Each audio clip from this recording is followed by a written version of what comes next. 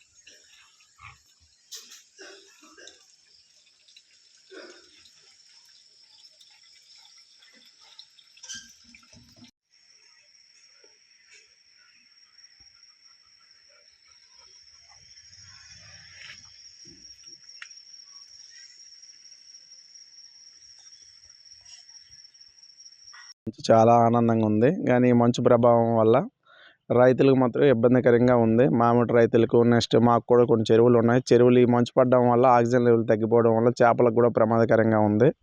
Next ఈ మంచు అనేది చుట్టుపక్కల ఏరియాలో ఫుల్గా పడుతుంది. ప్రజలు కూడా బయటకు రావడానికి కూడా ఇబ్బందికరంగా ఉంది.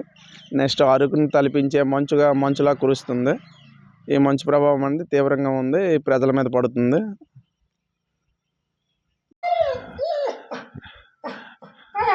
మాది గొల్ల సీతారాంపురం, ఆర్వెల్లి సూర్యనారాయణమూర్తిని, ఎస్ఏ తెలుగు. ఈరోజు ఉదయం నుంచి మంచు విపరీతంగా కురుస్తున్నది. ఈ మంచు వల్ల వాహనదారులకు ఎంతో ఇబ్బంది కలుగుతుంది. అంతేకాకుండా ఈ పొగమంచు అనేది ఈ చిన్నపిల్లలకి, ముసలి వాళ్ళకి, అనాథలకి, ఇంకా శ్వాసకోశ సంబంధ వ్యాధులు మొదలైనటువంటి వ్యాధులు వస్తున్నాయి. రైతులకి ఇంకా ఇబ్బందిగా ఉంది. ఇప్పుడిప్పుడే ఈ కాలంలో మామిడి పూత ఎక్కువగా వస్తుంటుంది. ఈ మామిడి పూత రావడం వలన ఈ పొగమంచు పడి పూత అంతా రాలిపోయి ఆ మామిడి రైతులకు ఎంతో నష్టాన్ని కలిగిస్తోంది. అంచేత ఈ పొగమంచు అనేది విపరీతంగా ఈ 2 రోజుల్లో దేనికి సూచమో అర్థం కావట్లేదు. పొగమంచు ఉండడం అందరికీ నష్టదాయకంగా ఉంటుందని తెలియచేస్తున్నాను. ఇక్కడే ఈ గుళ్ళ సీతారాంపురమే కాకుండా చుట్టుపక్కల ప్రాంతాలకి ఈ వాహనాలు, బస్సులు వస్తున్న దారిలోని ఏమీ కనిపించకుండా ప్రమాదాలు జరిగే అవకాశం కూడా చాలా ఉన్నది అని తెలియజేస్తున్నాను.